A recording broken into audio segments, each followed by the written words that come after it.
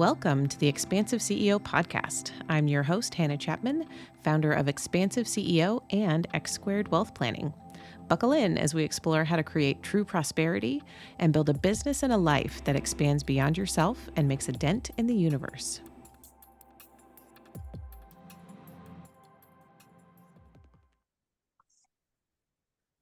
All right, everyone. I have two of my favorite guests back again, Jenn Germaine and Alex Pursglove. This is turning into a regular segment, I think. And I am all for that if y'all want to just book that every couple months. We're talking today about visionary leadership and what that means in the context of being a visionary leader and how that feels to each of us on the inside, really shining a light on that inner world of how do we experience visionary leadership, and then shining the light outside of how we see that in the scope of what we do. We each serve different types of clients in different ways. And what does it mean when we are guiding visionary leaders? Because visionaries are a special kind of person. I've found over the time being a visionary and working with visionaries, it takes a special hand to be the safe space for a visionary leader. So I would love for you two to reintroduce yourselves just a bit, so the listeners can get used to your voices again. And Jenn, go ahead, tell us who you are again and what you're working on. Oh, yeah.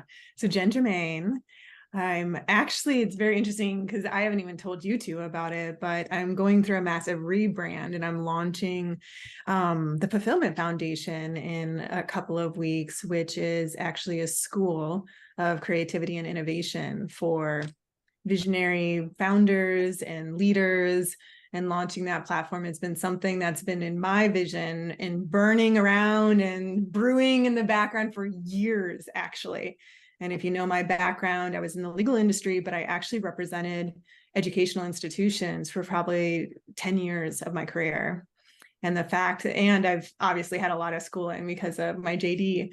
And it just feels so good and nourishing to be building my own platform of education that I feel we never got in regular school. Like, we weren't taught how to be innovative and curious and visionary. So that's what I'm working on, actually, that I'll be announcing to the world right now, I guess, but really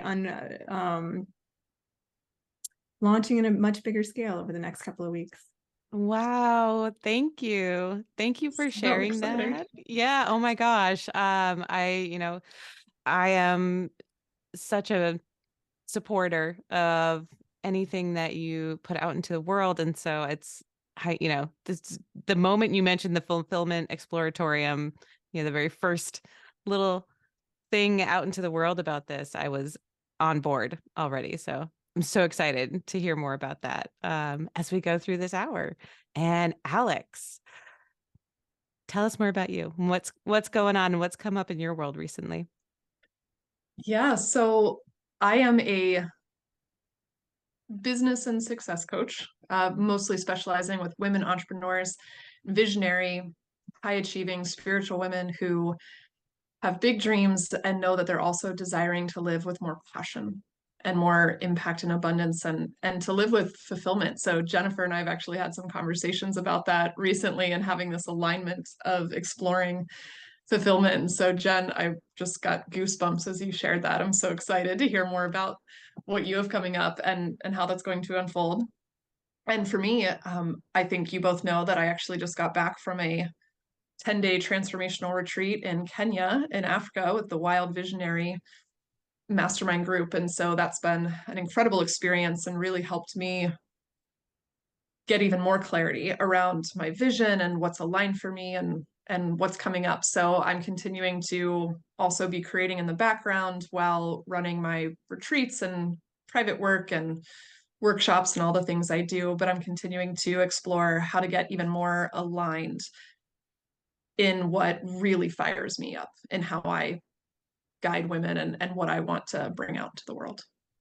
Yes, I cannot wait to hear. I've been following along. You can follow Alex on Facebook or Instagram. She's been sharing some about her trip to Kenya recently, and just phenomenal, phenomenal. I cannot wait to hear more about that in this hour as well. And you all know me. I'm Hannah Chapman, CFP, founder of X Squared Wealth Planning and Expansive CEO. And my my vision has always felt so big, and that's one of the things I want to touch on today as well is surrendering into the bigness.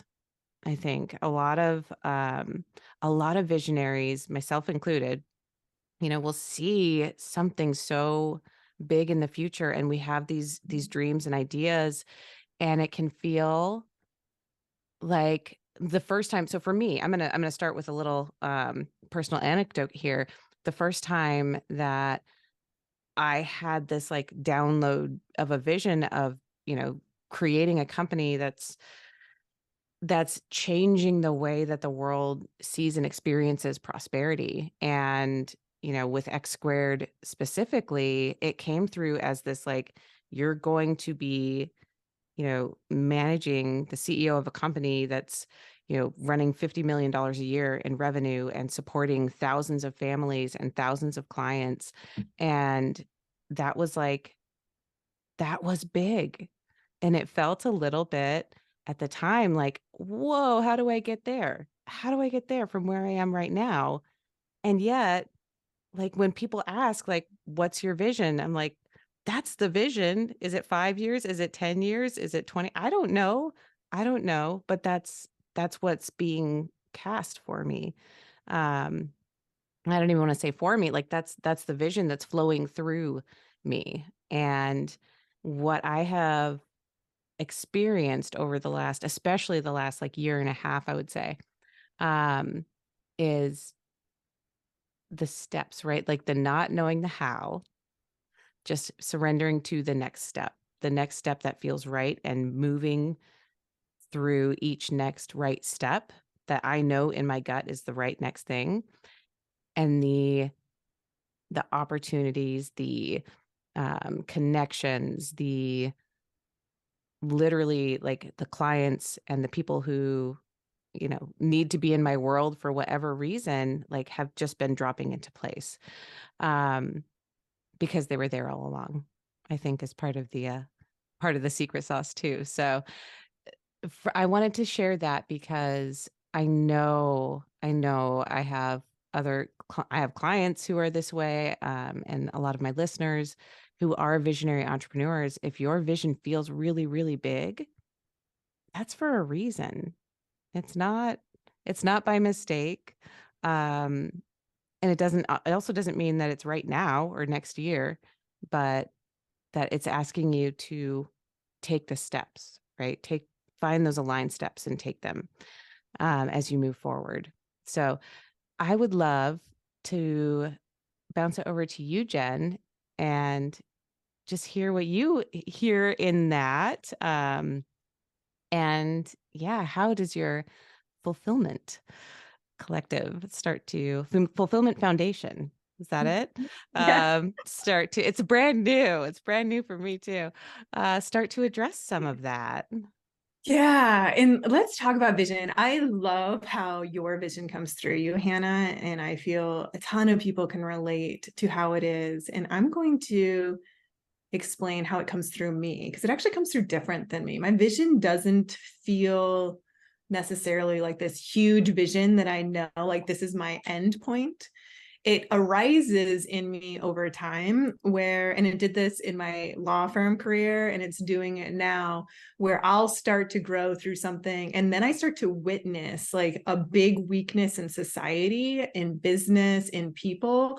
And then it's like this pulsation in me that I'm just like, why doesn't everyone see this? Don't they see that if it was this thing that they could tweak, they could switch, they could fix or figure out, that it would unlock everything they're looking for that bigger vision? And it actually is like this deep frustration of like, I wish they could just see it. I wish they could just see it. And that was the platform I spoke off of to get all my clients in the law firm. And it's here now where I was like, for me, once I unlocked my creativity in the law firm realm is when I did this. I created a completely different business model that I believe served myself and allowed me to tap into my deep levels of fulfillment.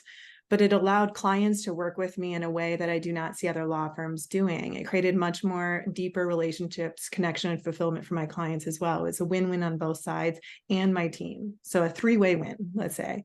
And I think it was better for society. And it's the same pulse. I was like, if I could get more service providers, more professionals to unlock the creator inside of them, the innovator, the curiosity in them, not only do they create something that's deeply fulfilling from the like a foundation of fulfillment within themselves, but it's the key to really unlocking the deeper connections with their clients, their team, and it's the birthing point of understanding what it is to hire amazing team members and be a curious leader to allow everyone to expand and evolve to a much higher state together. It's like you unlock everyone's unique genius together in the room instead of leading from a place of like telling or demanding of a team or setting expectations and the team has to rise up. I think that is putting people in silos instead of collectively working together to a much higher vision by tapping into everyone's unique genius. So that's what I see. And for me, I guess the vision is I always have to have some societal impact too.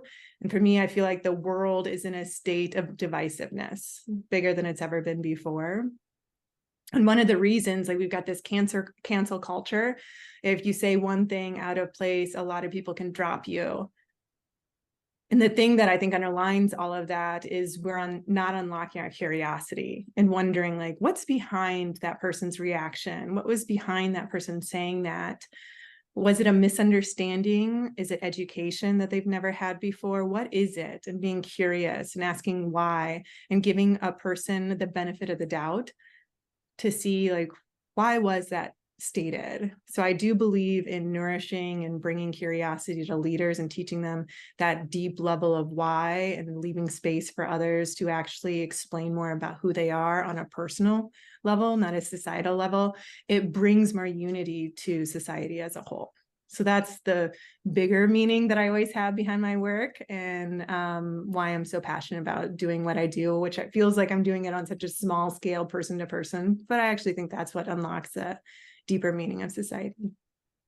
I wanna open up a little piece that I heard of, unlocking like with a team, unlocking or allowing the space for your team members to unlock their genius as well and to be in their zone of genius everywhere. And what I heard and the way that it um the way that I pictured it was like a move away from this industrialized version of worker bee doing, everyone, okay, this is your task, this is your task. You just stay in your lane, just do your task.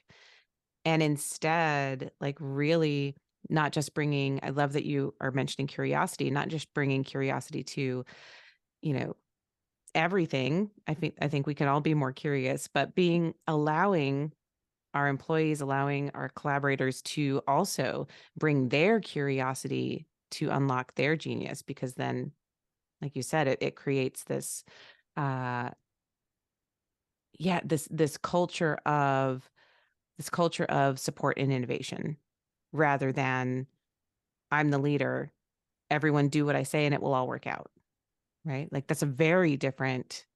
It's just a totally different paradigm shift from what we've experienced in the workplace.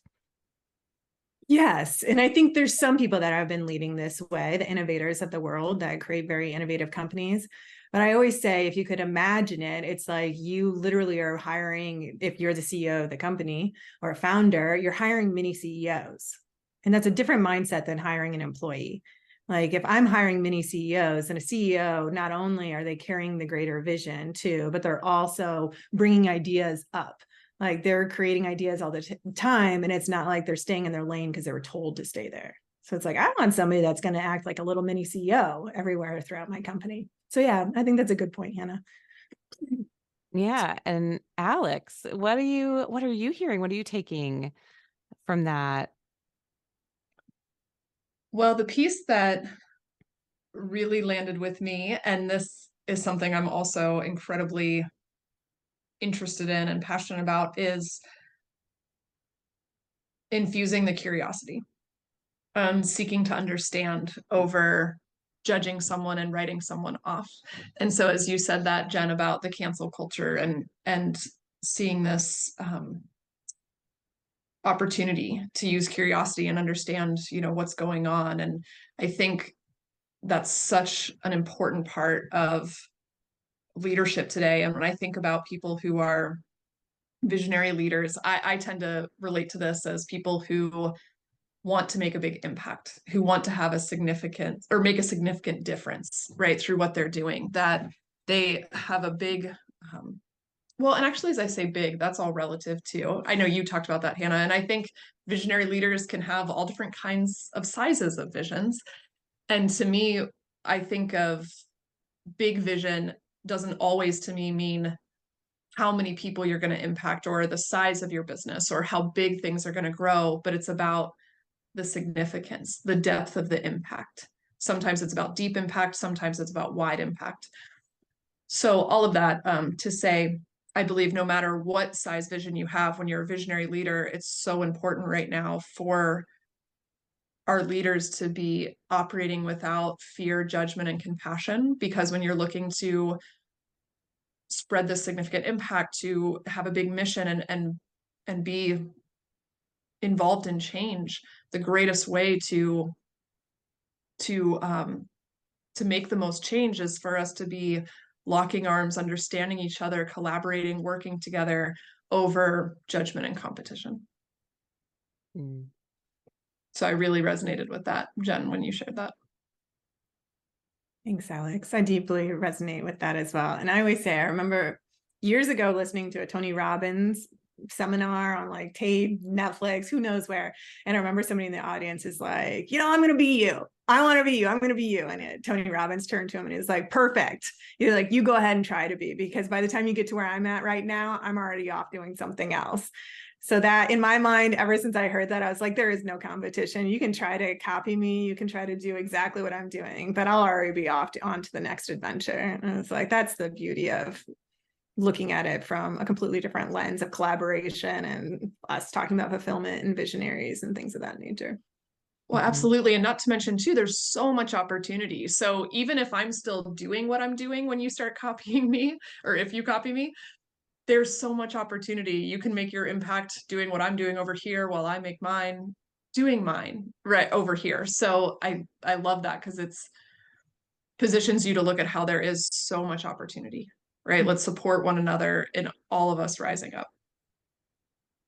Yeah, I love this aspect of the conversation, because in my industry in particular, right, in financial services, we are brought up in a culture of competition, and it's everywhere. And I have taken a very strong stand since starting X Squared that I don't have competition. And it's not because it's not a feeling of I'm better than someone else, or whatever that can maybe trigger. It's that we are so different. We are all so different. And when I work with the people who light me up and who transform in my presence, we are a match. And there are so many other wonderful financial advisors out there who are a match for other people. Right. And so what I have found also in that space of, collaboration over competition is that when I reach out, when I talk to other advisors, when I share my experience with them of starting a firm and everything that I've gone through, and here's the marketing stuff that it's worked for, wherever the conversation goes, when I just give from a place of love and of wanting, like, if you are successful in this, then more people can be helped.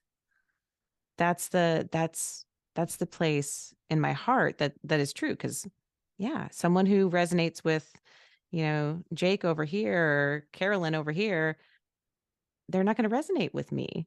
And that's right. That's the right thing, right? It's like just allowing choice, allowing for people to step forward into what feels good for them, who they're aligned with, rather than, thinking that a client for them is a miss for me, because it's just not true.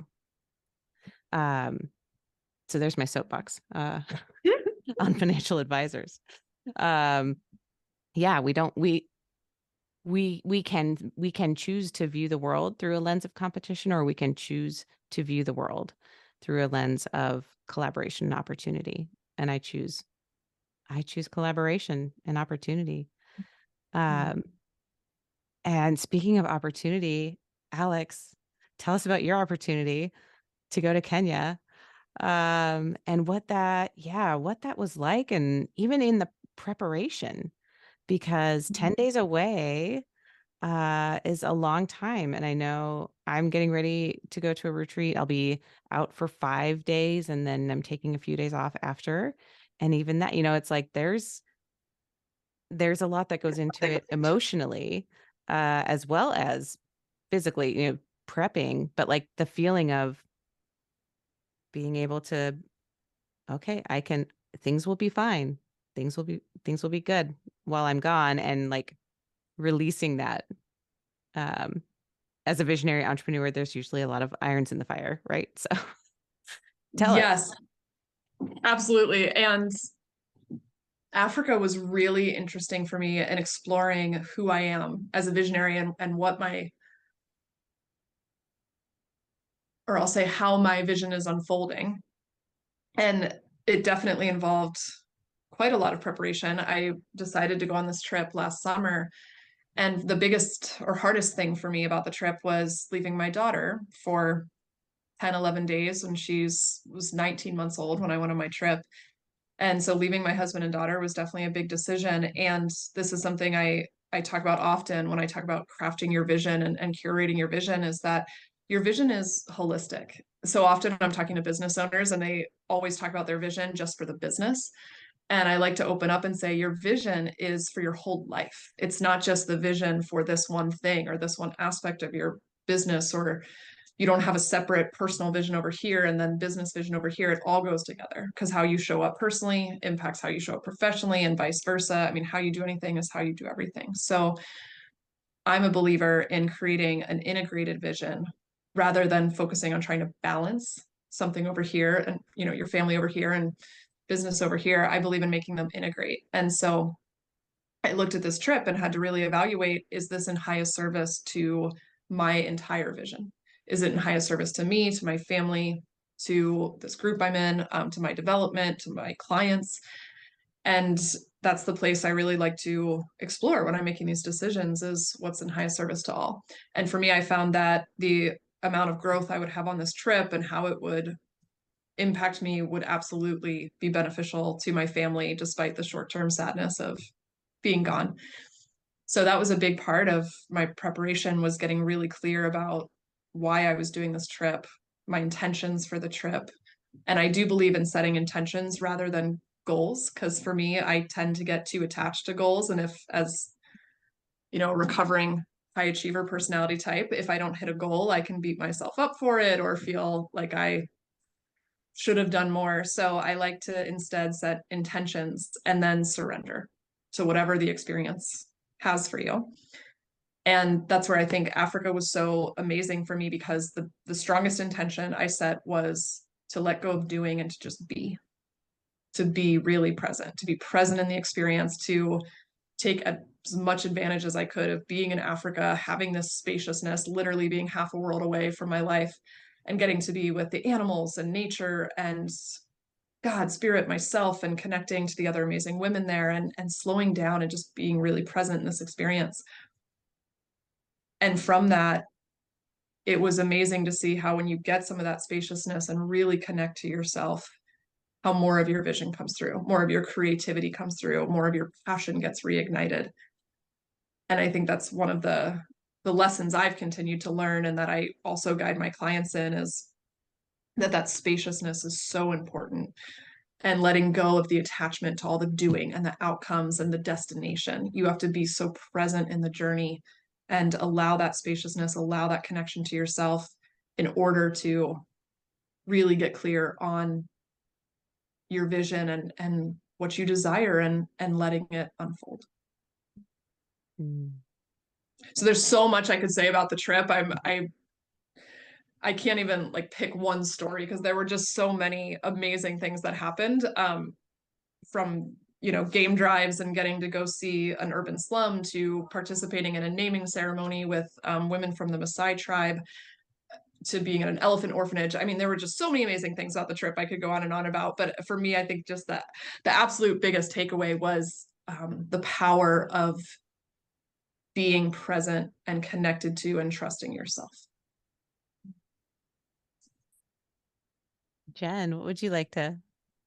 Hold on, I've got a question for Alex. Yeah. Was there a defining moment on your trip where your vision like lit up even more for you? Or like trusting yourself switched? Was there anything there? I'm curious. That's a great question. So the funny thing, Jenn, is that I was waiting for that kind of moment. I think I went into the trip. I knew that I've been in a little bit of readjusting some things in my business and creating new programs. And so I went on this trip thinking, okay, I'm going to have a few days away and then I'll have, you know, this experience on a game drive with an elephant or a lion, or I don't know, something will just poof happen and I'll suddenly have this like drop in and more clarity in the vision. And it wasn't like that. It often doesn't occur how we think it will, right? But it was actually towards the end of the experience when I started to wrestle a little bit with feeling like I should be doing more. I should be writing more content. I should be having these creative inspirations while I'm there. And I just continued to come back to be present, be present, be present in this experience, let it unfold. And so it was literally actually the flight home when I got to my layover in France at like 6 a.m. and all of a sudden I just started feeling these inspirations and I started journaling about like my next workshops and what I really want to be talking about and what I'm all about in my next programs. And things just started flowing through. And I got the idea of sharing about my lessons while I was there on my social media for 21 days. And it was when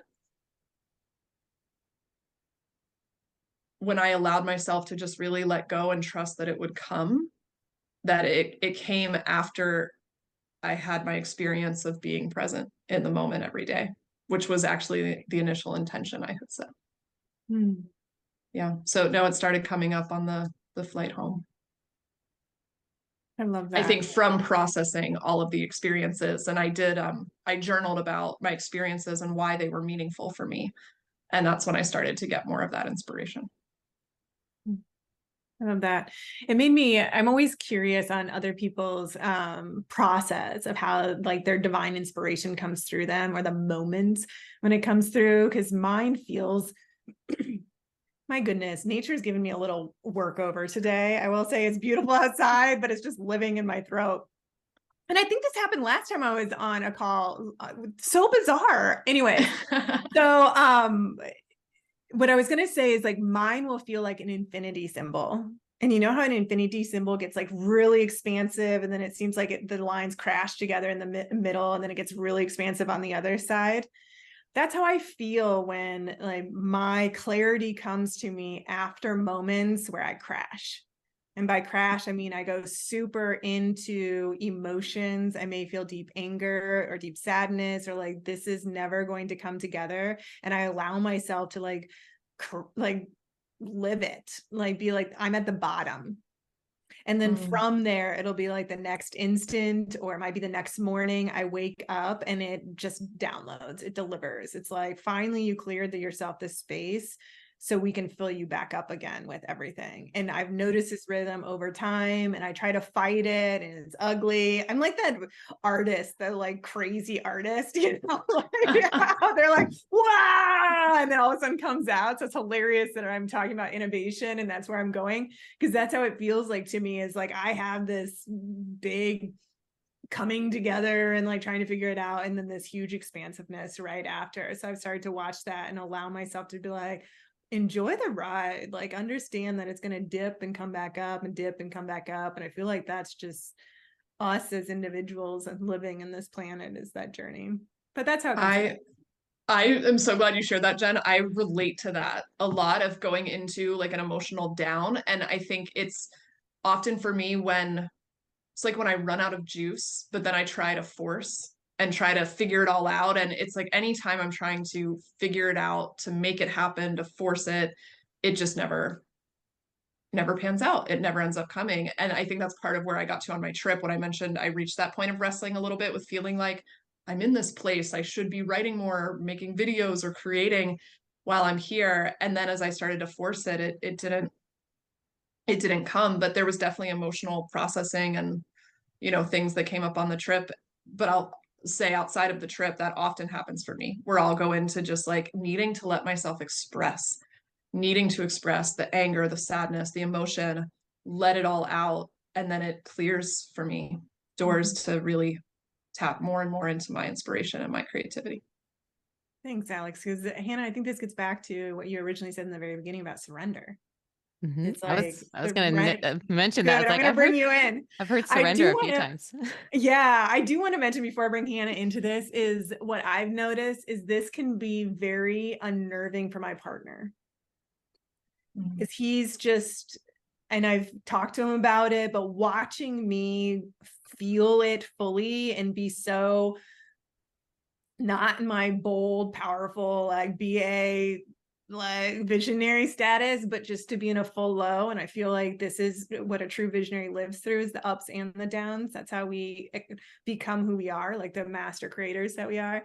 Sometimes watching him go through that with me or having him witness me in those states hurts my heart a little bit, because I was like, it's not yours, honey, just let me go through it. And like having a partner, having to surrender into it with where I'm going, knowing that my creation's on the other side, it's tender at times for me. So I don't know, that's kind of going on this, but I wanted to note that because I think as visionaries, our partners and our families are deeply impacted by it.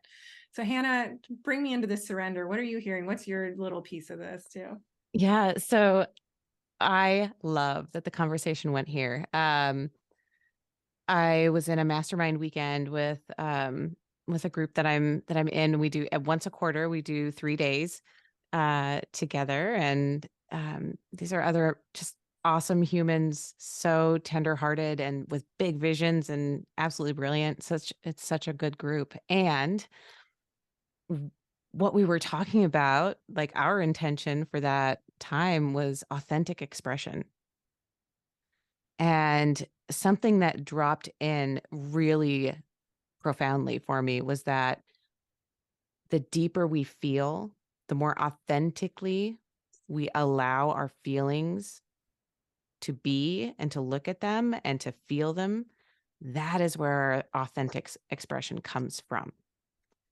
When we allow ourselves to feel everything and be with it, and then have the courage on the other side to articulate it, that is truly authentic expression. That's what it feels like for me. And it felt really powerful because I have also been going through a lot of like having things come up that hurt to look at, that, you know, things that I have done that I feel like, oh, I don't like, you know, my initial reaction is, oh, I don't like that about myself. Ooh, I don't like that. I don't want to feel that. And then instead surrendering into it and allowing it to be there and asking what is it here to show me? And what I have literally experienced within the last like probably 4 to 6 weeks, especially, is these other pieces of like, ooh, I didn't want to look at that before, or I'd looked at the surface of it and like, okay, good, I looked at that. Now let's go back up. No, let's look at the whole thing. Let's look at it more deeply. Suddenly I am feeling so much freer in my own expression, freer to say what's on my heart, freer to communicate with my husband about things that, you know, like, here's how I'm feeling more openly, freer to communicate with people my collaborators and my partners in business, how I'm truly feeling about something. And that is an aspect of leadership, I think, that we absolutely need more of in the world. That ability to look inside and then express, right? Here is what I am experiencing. Here's how I am feeling. What does that bring up for you? And allowing that to be. Yes, that's kind of what that was bringing up for me. There's a real element too in what you're sharing, Hannah, of vulnerability. I'm hearing in leaders that are willing to be vulnerable. And I think a huge piece of that is allowing all of you to be welcome. You said, like, what am I actually thinking or feeling? And Jenn, as you said that about your partner and them seeing you when you're not being your BA rock star energy self, and wanting that to be okay as well, right? And allowing all of you to be expressed and knowing, hey, hun, it's okay. You don't have to fix this right now, or, just let me have this experience. And I know that was something I had struggled with for a while. Whenever I would have my emotional processing or my downs with my partner or close friends, I'll say, I'd have this judgment come up of, oh, but you know better. You know better. You know it's going to be fine. That everything will work out, or the highest perspective of this. And I used to say to my husband, sometimes I would say, like, this isn't really me. I'm having a down, I'm having my meltdown, but don't worry, this isn't really me. This, who I really am is that rock star, like, BA visionary self. And it took me a while to really come to see, oh no, that is me. That's me too. The me that has meltdowns or cries or goes into my little girl sometimes and needs her to be seen and comforted and supported. However I'm feeling, it's all okay, it's all welcome, and it's all me. And then sometimes there's the angry me too, or the me that has nasty thoughts and needs to, like, get that out and let her anger and sassy side out. That's all me. And when I allow all of it to be expressed and allow myself to be vulnerable that way is when I open the doors for deeper intimacy, deeper connection, and accessing more of my creativity and my passion, because my divine intuition, my divine self is all aspects of me. Truth bomb being dropped by Alex. I believe that 100%. And it is, I rank my partnership a 10 out of 10.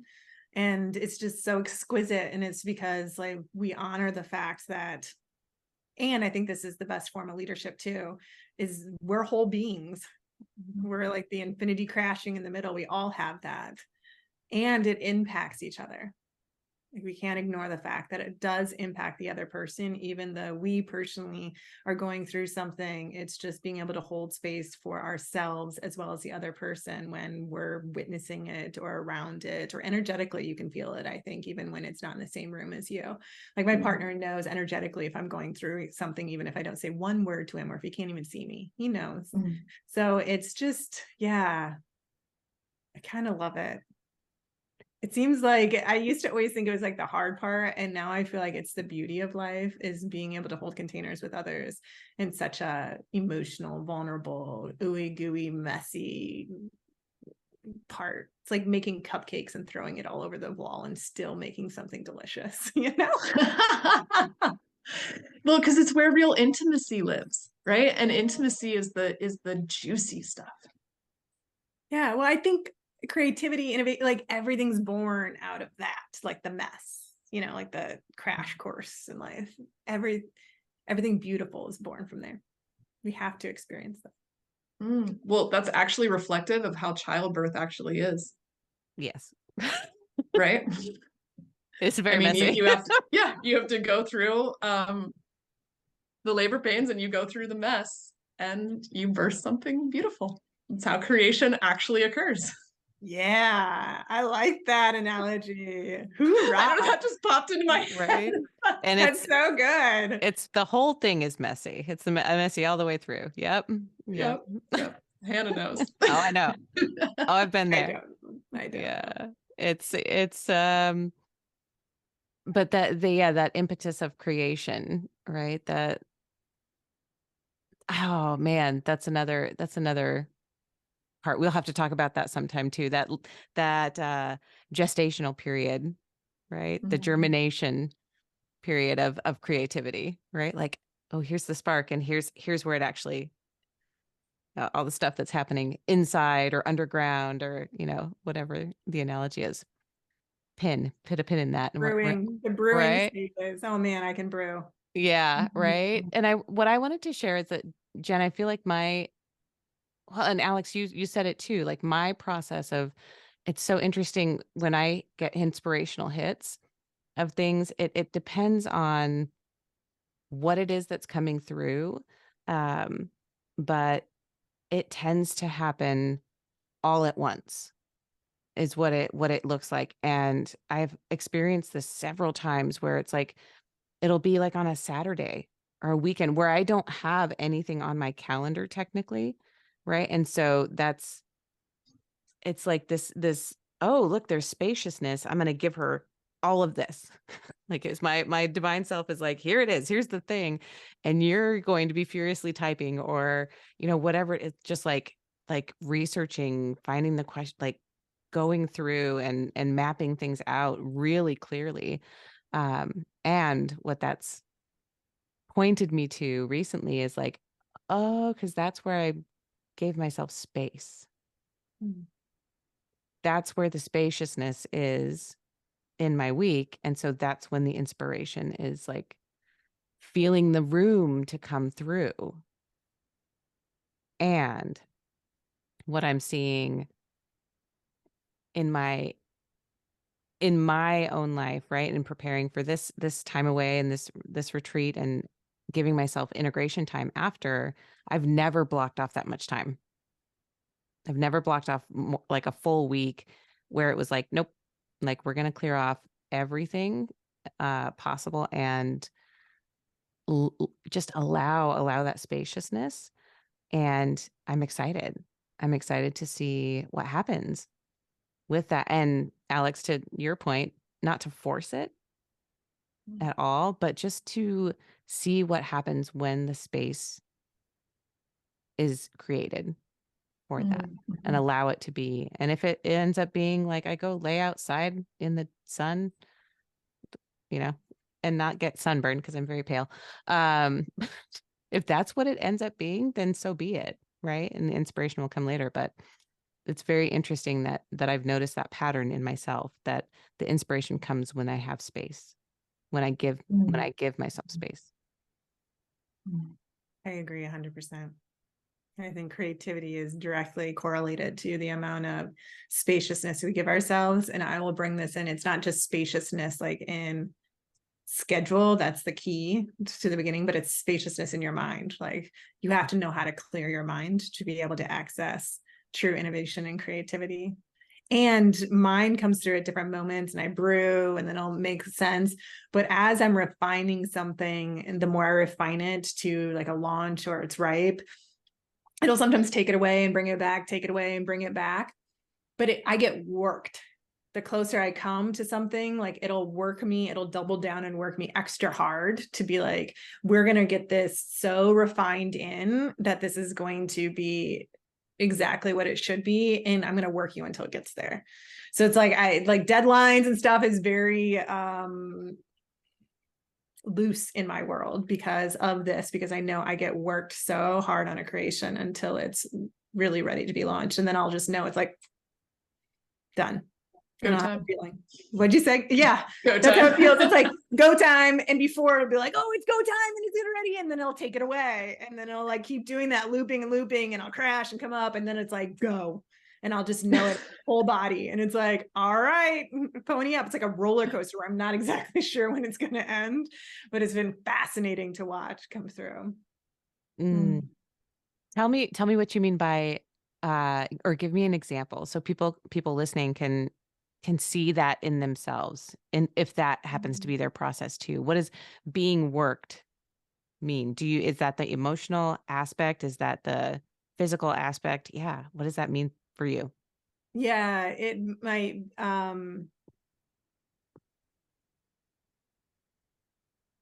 mean, might be a crashing, or it's like, why, like the feeling I had earlier this week is like, why can this not be out already? This has to be done. This has to be out. Money stories will play in the background, really hardcore. Like you're running out of time, you're ruining everything. It's kind of, from my mind, goes to this implosion of everything's burning down because of you and because of your inability to get this done. Or somehow you've done something, like the way you're working through this is wrong. So it's all sorts of stories that'll come through, and I'll try to push through it and like get it, like this puppy's going out, it's right. And then when I crash and burn is like, let's go out. What's wrong? And I'll feel sick. So it's usually, I don't sleep. The next thing is I'll get a really upset stomach. I'll get really sick the next day. So I've got to process, like my body will work me, my emotionally I'll be worked. My sleep will completely go down the drain. And I'll likely end up feeling really sick, and I'll get nauseous feeling. And then the next day something will come out and it'll like add all these pieces together in a completely different way. And it's just like, oh, I understand why you're working me. I understand now. I see it. I comprehend what was going on behind the scenes that I couldn't comprehend 2 days ago or a week ago. It's much faster now, but it is this weird implosion feeling inside of me where it just kind of goes off, and then something new, and it's refined, and it's just like, oh, this all makes sense. And like I said, all of a sudden something will drop and it's ready. It's like, I fully was like, it's ready now. Thank you. So I don't know how else to say that, but it's like a feeling in my body that drives me. And all of a sudden I was like, it's done. It's complete. Move on to the next thing. I think it's the recognition of the stories. I think that's the piece that for anyone else listening, right? Like that it's like, if that's not your norm, right? If normally, like, I'm normally a positive person. Alex, you said it too. This isn't me. When I'm acting out this way, this is not me. Oh, wait. That is you. That is a piece. Something is happening, right? And to kind of start wrapping it into a bow, to be curious about the money stories that are coming up, about the self-sabotaging, or you're doing it wrong stories that are coming up, whatever it is that's like causing those waves. For me, sometimes it feels like waves of activation, right? Of like burning in my chest, or feeling knots in my stomach. Like I'll start to feel that too, like super sweaty armpits, all the stuff. It's great. But the stories will start to run in my mind too. And then it's a practice, right, of being curious, bringing it all back to curiosity. Mm-hmm. I really think our emotions are just indicators, like they're guides of a more refined message within us. Like anger isn't because I should be acting out in anger. It just is like, bring it in, right? That makes sense. Like there's why are you angry? Like what is below it, which is what you're alluding to. Mm-hmm. Right. And I think a lot of people misconstrue what emotions are trying to tell them. Mm-hmm. Right. Well, you really have to separate it from the story that's coming up, and not believing the narrative from the ego around the emotion, or believing the negative thoughts about it, but looking for the deeper, like, why is this surfacing? What wants to be looked at? What's the pattern that actually wants to be released here? That's how I like to go about it. Yeah. Or the decision that needs to change, or something like that. What needs to be shifted here? Yeah. Yeah. That's how I work with myself and clients as well. Right. It's especially around money, since that's my specialty. But those money stories, right? What's the pattern? Always, is what we're looking at. So we have just gone so quickly through that hour. And I want to give you each, just a moment to Jenn, when is the Fulfillment Foundation dropping? Where can people get teaser information about that, or where can they go right now? Because this episode will drop next Tuesday the 18th. So Yeah, Where they should- can go to the fulfillmentfoundation.com. Actually, it'll be up and launched by then. And then our marketing pieces behind it will start to trickle after that. But yeah, the website will be up in the different areas and how it comes together, and the vision will be there for people to read through it. The fulfillmentfoundation.com. I'm not sure what I originally said. I hope it's that. But yeah. Mhm. You did. And then I said the old name, and then That's why I was like, did I just do Yeah. that too? fulfillmentfoundation.com. Yeah. Easy. Oh, so exciting. And Alex, what have you got going on? Yeah, I'm really excited to have this new workshop series that I'm leading in May. It's going to be a live virtual intensive workshop on igniting ecstasy in life and business and turning grinding into passionate living. So I'm really excited to be going deeper into that topic and exploring how you can elevate to a higher level with more freedom and joy and alignment in order to create more impact and abundance. So it's going to be a really juicy workshop. I'm very excited for it. I don't have the link yet because it's not live, but follow me on Instagram. Let's connect and I can drop more information. Right. And that's at Alex Pursglove, purse with no E. Yes. Yes, exactly. Glove with Purse an with E. no E. Yeah. Yep, you got it. So those will be in the show notes. But ladies, thank you so much for being here with me. I enjoy it every single time, and we'll see you again soon. Thank you, Hannah. Thanks, Hannah, for having us. That's it for this episode. Thanks for listening, and be sure to like and subscribe. And again, if anything resonated with you from this episode, I would love to hear from you. Email me at Hannah, HANNAH, @expansiveceo.com and tell me about it. And if you're ready for your greatest expansion, you can find ways to work with me at expansiveceo.com and at x2wealthplanning.com. That's X, the numeral 2, wealthplanning.com. So until next time, remember that there is enough. You are enough. And your birthright in this lifetime is to be expansive.